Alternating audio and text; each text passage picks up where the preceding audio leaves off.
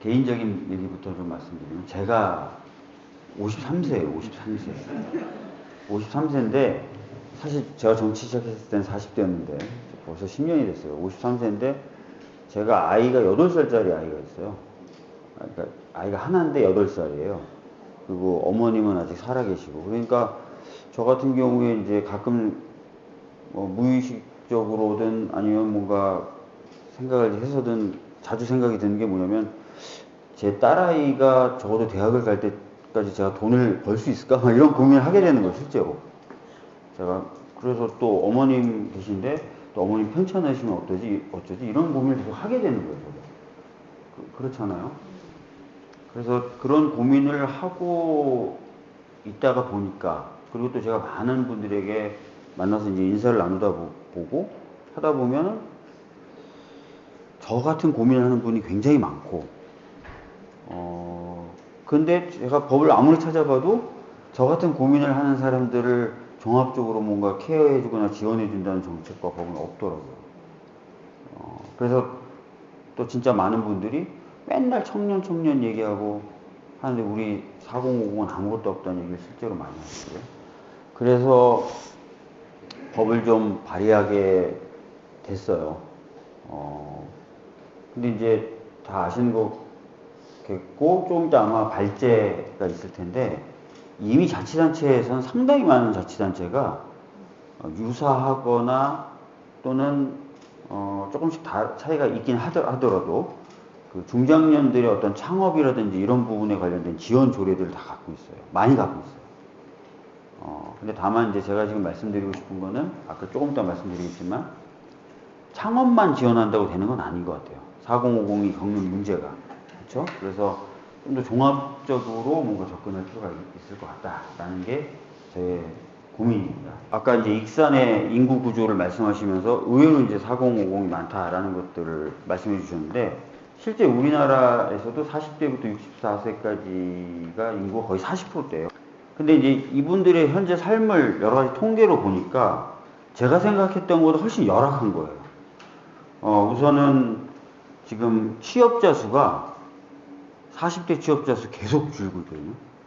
그러니까 예를 들어서 23년도 같은 경우에는 전년 대비 5만 4천 명이 죽었고 24년도에는 전년 대비 8만 1천 명이 감소했고 25년도, 26년도에도 40대 취업자 수는 계속 감소하고 있습니다. 50대도 최근 12개월 연속 고용률이 하락하고 있어요.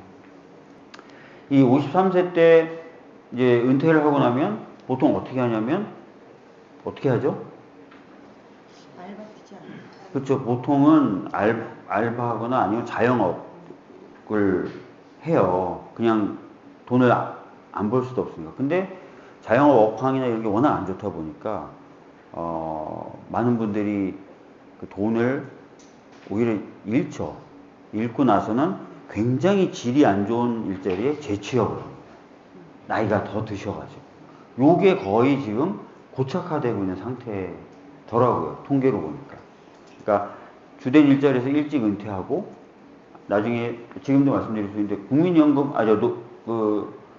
국민연금 수령 개시 연령 65세잖아요. 그러니까 12년 비니까 그냥 놀고 있을 수 없으니까 그리고 자녀 키워야 되지 부모 돌봐야 되지 하니까 자기가 이제 도전을 하는 거죠. 또 한번 보통 이제 자영업 도전을 하는데 워낙 잘 안 되다 보니까 그걸 잃고 결과적으로 재취업을 하는데 그때쯤 재취업을 하게 될 때는 자기 경력을 활용하지도 못하는 그런 안 좋은 조건이 안 좋은 일자리에 재취업해서 굉장히 빈곤한 생활을 이어가는 게 지금 구조화가 되어 있는 거예요. 이 세대가 가장 돈을 많이 써야 돼요. 아이 키워야 되잖아요. 아이 키운다는 게 뭐 교육비만 주고 하는 것이 아니라 최근에는 아이들이 독립하는 시기가 점점 늦어지고 있잖아요. 교육비는 더 많이 드는 것 같고요. 또 아이들 주거를 마련할 때 지원도 해줘야 되잖아요. 그러니까 돈을 굉장히 많이 써야 되고 또 부모님도 모셔야 되죠.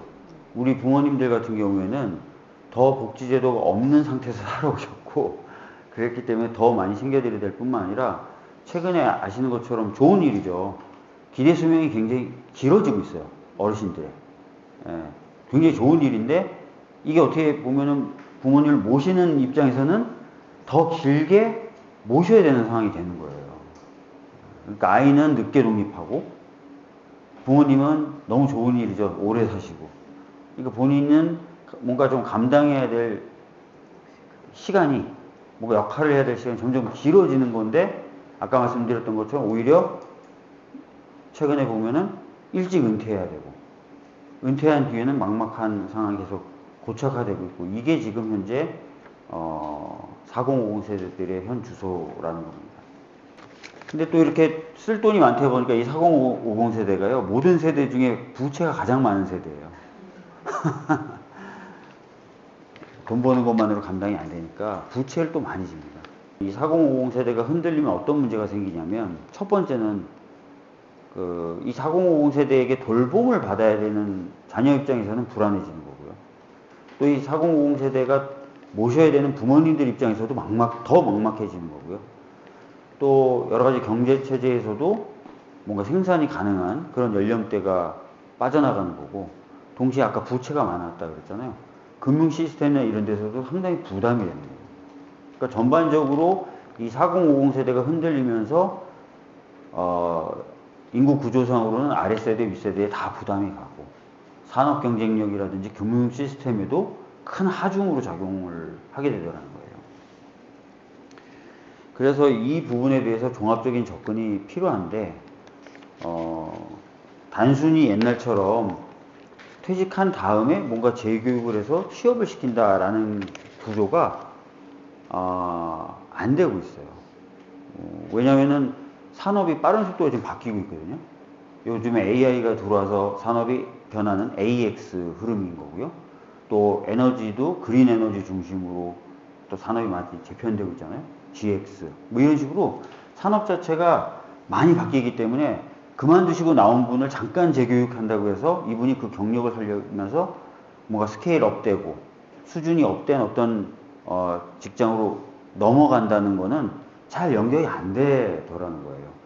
그래서 직장에 계실 때부터, 예전에는 그러면 로열티가 부족하다, 회사에서 로열티가 부족하다 이렇게 평가를 받을 수 있을지 몰라도, 회사에 다니고 계실 때부터, 그리고 40대 좀 이른 시기부터 체계적으로 그 경력을 활용해서 다른 직업으로 건너가거나 올라갈 수 있는 그런 지원을 해드려야 되는 거고, 동시에 뭘 하면 이분이 만족하고 또 어떤 인생을 보람되게 살아갈 수 있는지에 대한 것도 계속 상담해주고 심리적으로 지원해주는 것도 필요한 거예요. 뭐 아까 말씀드렸던 것처럼 꼭 직장만이 다가 아니기도 하기 때문에 그런 부분도 좀 필요한 거죠. 그래서 굉장히 종합적으로 이런 지원들이 좀 이루어질 필요가 있다라는 겁니다. 40세 이상하고 65세 미만을 대상으로 하는 법은 아무것도 없어요, 지금. 예. 이런 상황이라는 거죠. 그래서 저는 중장년이 경제적 주체이자 사회의 핵심 구성원이다. 그리고 경험과 역량을 존중받으면서 경제적인 안정뿐만 아니라 삶의 질도 향상시킬 수 있도록 좀 지원할 필요가 있다. 요게 이제 제 법의 기본 이념으로 삼은 거고요. 그래서 생애 전환 설계나 지속적인 역량 개발을 할 수 있도록 기회를 평등하게 좀 보장을 하고요. 또 안정적으로 노후를 준비할 수 있는 사회경제적인 환경을 좀 마련할 수 있도록 도와드리고, 또 중장년의 경험이 그냥 사라지는 게 아니라 사회 발전에 기여하는 그런 문화도 만들고, 그리고 사회에도 참여하고 지역사회에도 기여할 수 있는 어떤 그것들 촉진을 하는 종합적인 지원을 할 수 있는 법을 만들어 보자 라고 해서 제 법에 이런 것들과 관련된 계획을 국가가 5년에 한 번씩 세우고, 그 계획이 잘 집행됐는지를 점검하고, 점검된 내용을 국회에 보고하도록 하는 체계를 만들었고요. 실제로 이런 것들이 가동될 수 있도록 국무총리 산하에 위원회를 두고, 각 광역자치단체에는 센터를, 그 다음에 그 밑에 또 있는 자치단체들도 그 규모에 걸맞는 센터들을 쭉 만들어서 종합적이고 체계적으로 또 전국적으로 이런 일들을 지속적으로 할 수 있도록 해보자라는 게 제 법의 골간 구조입니다. 아까 보여드린 것처럼 정책적인 배려가 사실 거의 공백에 가깝다 보니까 이 세대들이 지금 현재 겪고 있는 현실적인 고통에 더해서 뭔가 차별을 당하는 것 같기도 하고 약간 무시를 당하는 것 같기도 하고 하다는 분들이 굉장히 많았어요. 그래서 중장년 기본법을 통해서 그런 공백을 좀 메워볼까 생각하고 있고요.